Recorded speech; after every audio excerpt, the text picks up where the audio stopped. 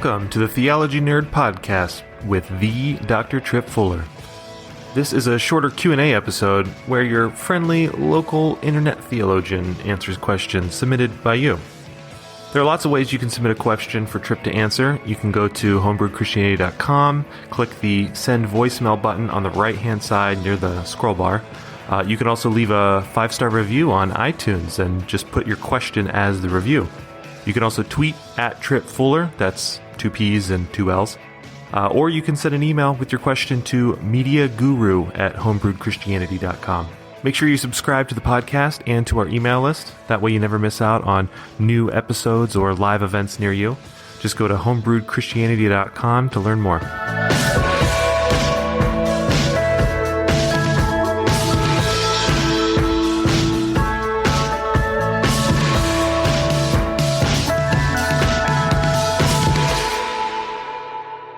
What is up, theology nerds? So, two questions.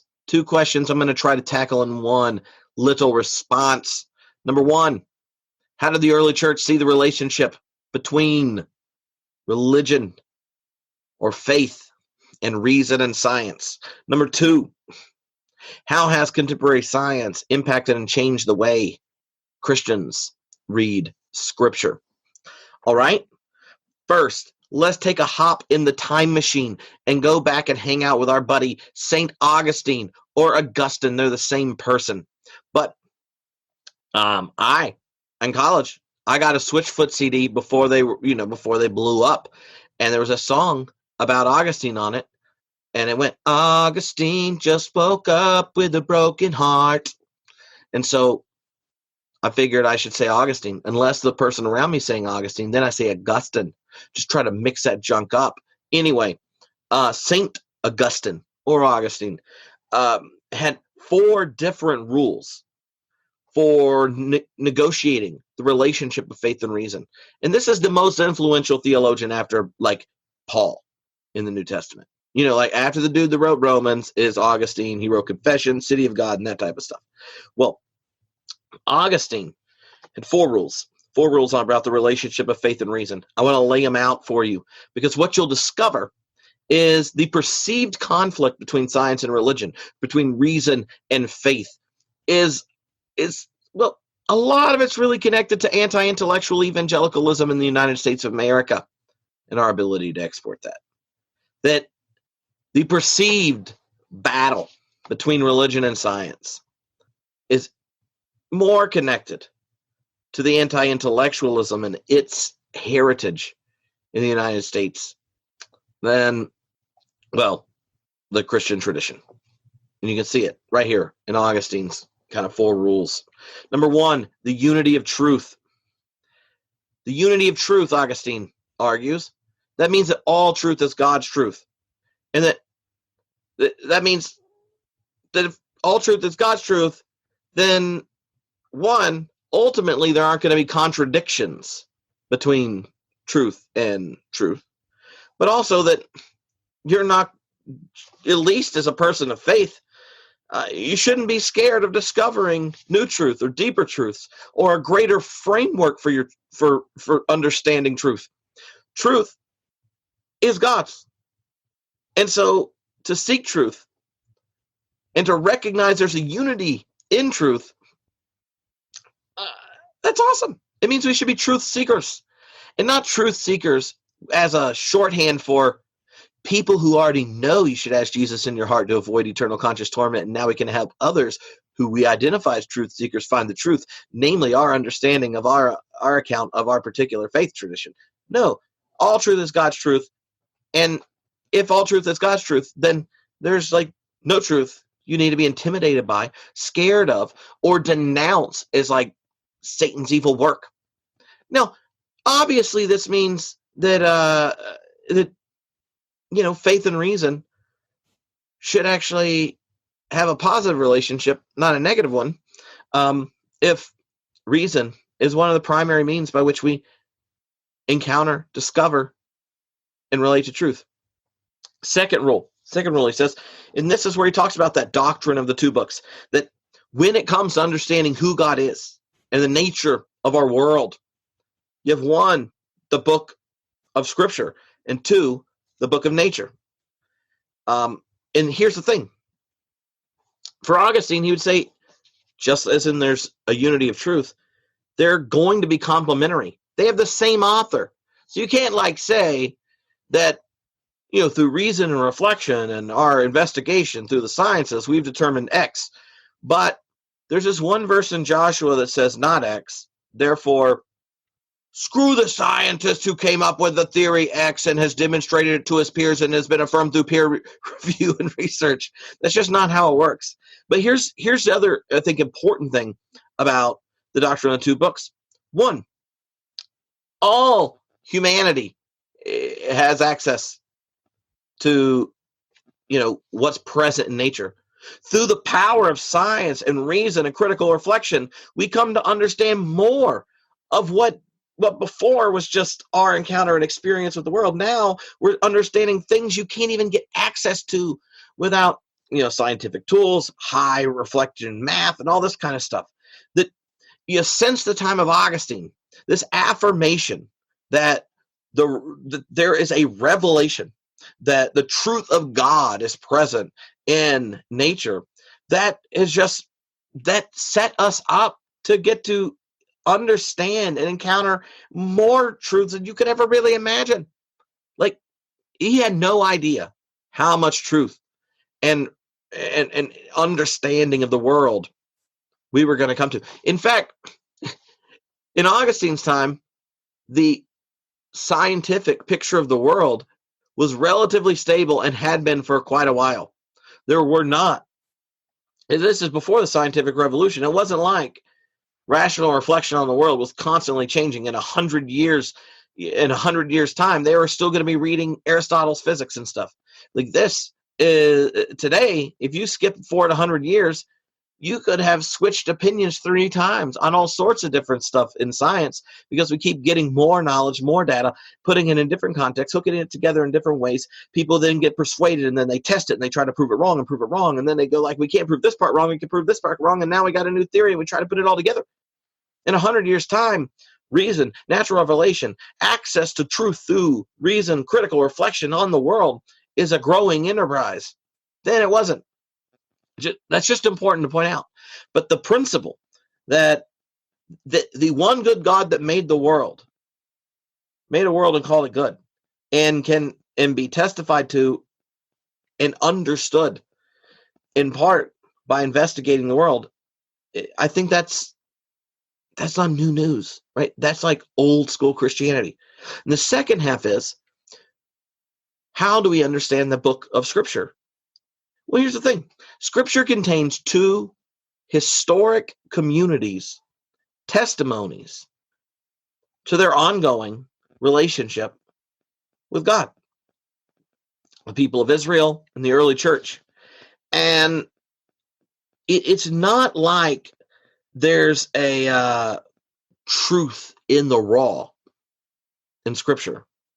Augustine actually talked about divine accommodation, or the doctrine of accommodation, when it goes to the history and the people and the text in Scripture, that God talks and engages, and it reveals God's self on the very terms and in the historicity and cultural context that all these people exist in. That part of the book of Scripture is testimonies to a living, real, historical, contextual relationship with God. And so it's not like the content in it is just a surface layer of truths just to grab and hold. No, those are historic testimonies to their ongoing relationship with God, their conversations that go back and forth on different realities. Just ask the question, the problem of evil, and look at Scripture, and you have at least 6 answers. And half of them are saying that a previous answer that's already in Scripture is wrong. Then you have people that are like, that's a bad question. So when you talk about this unity of truth, when you talk about there being a doctrine of 2 books, and that they are and should be wrestled with so they're complementary, because they're both connecting us, revealing to us the great mystery we call God, Then it leads you to this third element. Augustine said they both require interpretation. Reading nature using our reason or reading scripture require interpretation, and all interpretation is provisional. And another element about that Augustine points out is that reason is used in both. Whenever you think through and wrestle with scripture or try to wrestle with the data you're dealing with in science or whatnot, in both of them you're using the critical faculty of reason. And he emphasized, because science really was not an intensely growing field at that time, that he's like, just look at scripture. I could tell you all the early church fathers who read the same passage in a whole bunch of different ways. And he argued scripture has multiple voices, and he talks about the four senses of scripture. The Bible is layered meaning, and the literal reading of it is just one layer among others. But even that, when Augustine talks about the literal interpretation of Genesis, that's the title of a book, he says it obviously doesn't mean the earth is created in 6 24-hour days. Obviously, that's not what the literal meaning means. So whatever literal meant, it was not setting the terms for the dismissal of scientific cosmology. Like, the literal meaning of the text has to do with what it means for there to be a God and a creation, a God who creates life and gives life, sustains life, and a bunch of other things. Like, maybe we can come back to it, but the text is pointing, and I emphasize that text just because today the perceived conflict between religion and science could just be, and I remember Ken Ham saying this to Bill Nye the Science Guy, where he's like, well, a day means a day, means a day, means a day. And Augustine, like most influential theologian after Paul, is like raising his hand, just like, just to clarify, like a day doesn't really mean a day. If you by day, you mean 24-hour period. Not even sure what that word would have meant in that context, given that one of the days you get the creation of light and dark, and then like night, like the stars and moon and the sun, and like, you aren't taking that the wrong way, are you? You know, like, that's Augustine's response right there, way before. And so the perceived conflict between faith and reason, I think, is connected to a defensive, a responsive understanding of that relationship that comes out of the Enlightenment. That, when you realize that our understanding of nature is growing and changing, and that previous interpretations of a biblical text or a doctrine or something, that there's tension, and then you immediately go, no, then, things get difficult.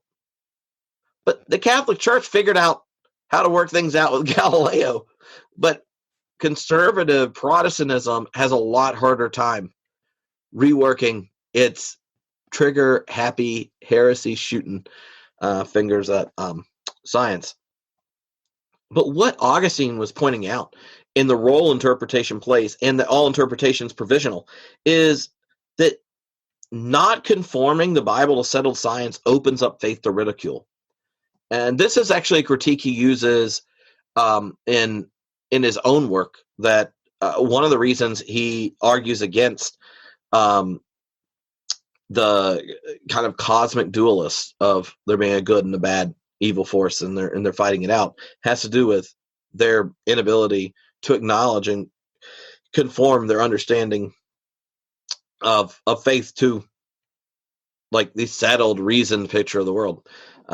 Then another part is he goes, like, the Bible and science and all these quests for truth are always going to be obscured in some sense by our perspective, by using human words coming out of a human context, that even scripture comes from and to a human audience from and to with, like, human authors, and there's no way of just pulling out the human from the divine, because we're using stinking words, and words are human tools that we use to read and interpret.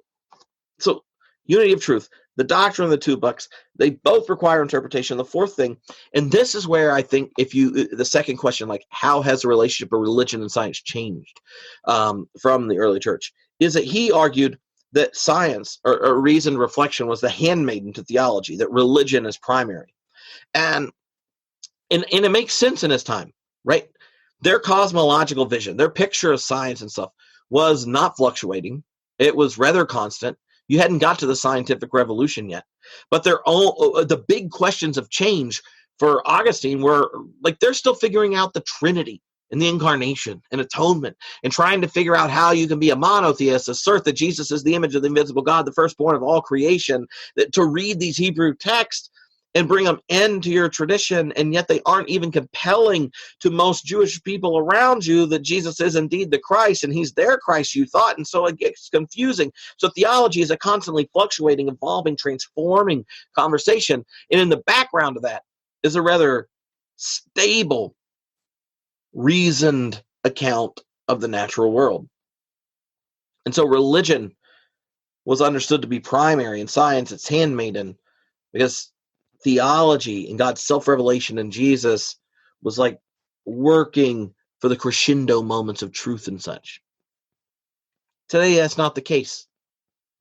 Today, the relationship of faith and reason puts all sorts of doctrines that could be assumed in question, or asking them to be reformulated, or demanding to be heard. But I think in his kind of previous assumptions that there's a unity of truth, that you can encounter nature and the scriptures as trustworthy text to read and come to understand ultimate reality, and that recognition that both require interpretation and they're provisional and they require the use of reason, then I think we can reframe the relationship of science and faith so they aren't necessarily enemies. And they don't need to be set up in a contest where you have like the atheist over here and the theist over here and they're battling it out.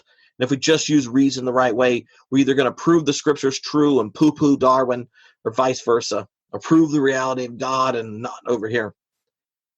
I think that if we get rid of Rule 4, where theology is primary, then we start to see that you can affirm the unity of truth, wrestle with both books of science and scripture, and figure out how to do interpretation.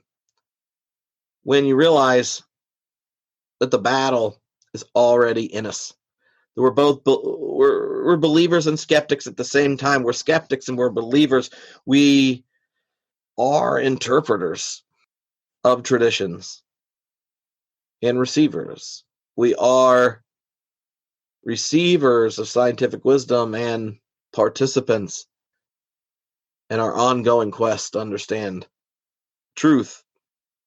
And in neither place are we going to be settled. So to that, like saying I'm down with 3/4 of anything Augustine talked about. That's my conservative moment for the month. I have like an opposite batting average when it comes to his anthropology, namely his understanding of the biological inheritance of sin. There, I think we should totally update his doctrine with science. Dear God, peace.